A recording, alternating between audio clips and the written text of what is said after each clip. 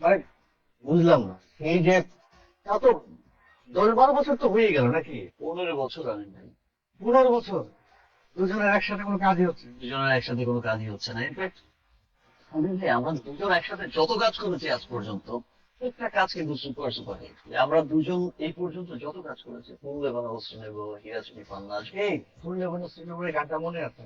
আমরা মাঝে মাঝে যখন দেখি সোশ্যাল মিডিয়াতে, গানটা কি জানি? দেখি তো বলে দেওয়া অভিকা। প্রতি মানুষ একটি মনের গান। মানে এখনো যারা প্রেম করে, প্রেম ফিরে একটু যদি শেখাটা কোথায়, ওরা কিন্তু এখনো এই গান গায়। আচ্ছা, আবার কি একসাথে কাজ করা যায় না নাকি? কি মনে হয়? যাই প্রায় ফেসবুকে দেখি অনেকে লেখালেখি করে যে সাকিব ভাই, ভাই আপনারা একসাথে কাজ করেন, চলেন শুরু করে দেই। ইমিডিয়েট কিছু করা যায় না? শুরু করতে গেলে সময় লাগবে, গল্প রেডি করো, ডিরেক্টর রেডি করো, প্রডিউসার রেডি। ইমিডিয়েট আমার ঢাকা ক্যাপিটালস, আমার টিম কেনা আছে, দেশের number one team Dhaka Capitals. Dhaka Capitals এর সাথে ওয়ালটন যুক্ত হয়ে যান। এটা আইডিয়া। ঢাকা হচ্ছে বাংলাদেশের রাজধানী, নাম্বার সিটি। ওয়ার্ল্ডটা সবসময় ক্রিকেটের সাথে আছে। তো ওয়াই নট আমরা একসাথে কাজ করি, হ্যাঁ? চলেন স্টার্ট করি। আমার মনে হয় একসাথে কাজ করলে এবার বিপিএল একটা ধামাকা হয়ে যাবে। একদম ঢাকা ক্যাপিটালস ও চ্যাম্পিয়ন হবে ইনশাআল্লাহ। ইনশাআল্লাহ। Yeah. তো আর দেরি কেন, চলো একটু সাইড হয়ে যাই, হ্যাঁ?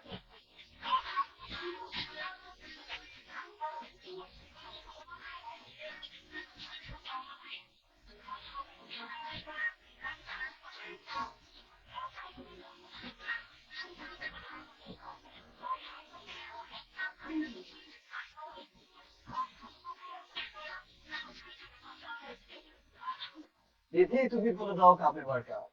কেন ঢাকা ক্যাপিটাল ছাড়া আবার কার? ঢাকা ক্যাপিটালস একসময় দেশ ছেড়ে সারা বিশ্বে নাম ছড়িয়ে পড়বে, যেমন ছড়িয়ে পড়েছে ওয়ালটন স্মার্ট ফ্রিজের নাম সারা বিশ্বে। জবাব তো শুরু করেছে বিপিএল এর 11তম আসর। আর এই আসরে ওয়ালটন স্মার্ট ফ্রিজ এবং ঢাকা ক্যাপিটালস এর এই পথ চলা অনেক অনেক শুভ কিছু বয়ে নিয়ে আসবে ইনশাআল্লাহ। Best wishes for Dhaka Capitals. Together